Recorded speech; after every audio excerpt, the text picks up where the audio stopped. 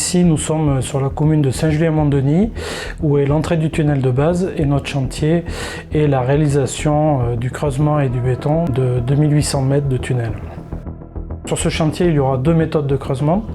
La première méthode qu'on a utilisée en début sur les 500 premiers mètres, c'est une méthode à l'aide de pelle mécanique. On escave le terrain parce que c'est un terrain qui est plus meuble. Dès qu'on tombe dans du terrain dur, du rocher, on utilise une autre méthode traditionnelle qui est le creusement explosif.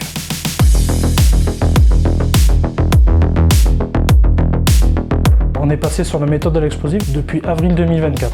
Maintenant, nous sommes septembre 2024. On a dépassé les 1000 mètres de creusement dans les deux tunnels de base.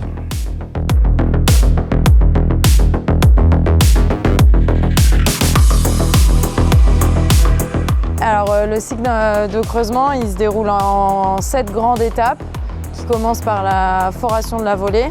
C'est-à-dire qu'on amène un robot foreur qui nous permet de forer les trous qui vont être chargés avec l'émulsion explosive. Donc on fore des trous de 4 mètres pour tirer des volées de 4 mètres.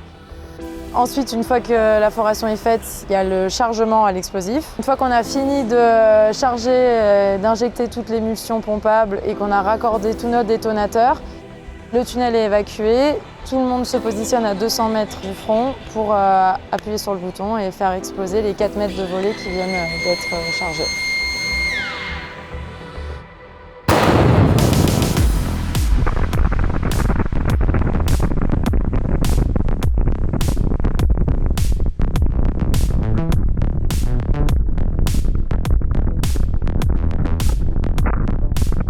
Pour des volées de 4 mètres de profondeur, on charge entre 800 et 900 kg d'explosifs. Une fois qu'il y a eu le tir, il y a une phase d'évacuation des gaz qui prend environ 30 minutes. Et après l'évacuation des gaz, on démarre la phase de marinage. Donc c'est là qu'on a les dumpers et les chargeurs qui tournent pour évacuer tout le marin que le tir a détruit. Après le marinage, on fait une étape de purge. Donc là, on vient avec une fraise pour vraiment redessiner le profil et faire tomber les petits blocs en suspension qui resteraient sur le parement.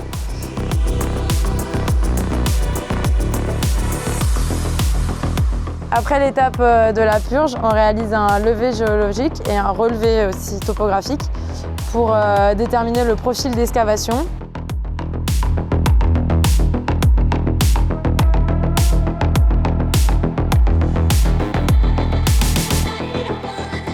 Après la purge, on a le béton projeté, donc qui permet de sécuriser le terrain pour pouvoir revenir travailler pour la volée suivante sous le terrain et surtout permettre de soutenir le terrain.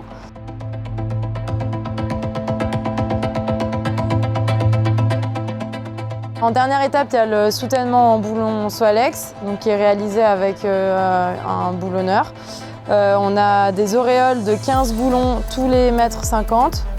Chaque boulon fait 4 mètres de profondeur et ça permet en fait de retenir ce qu'on appelle les dièdres, donc ce seraient des gros blocs qui risqueraient de tomber. Et après on réenchaîne avec la foration de la volée, le chargement, le tir. Le chantier tourne en continu.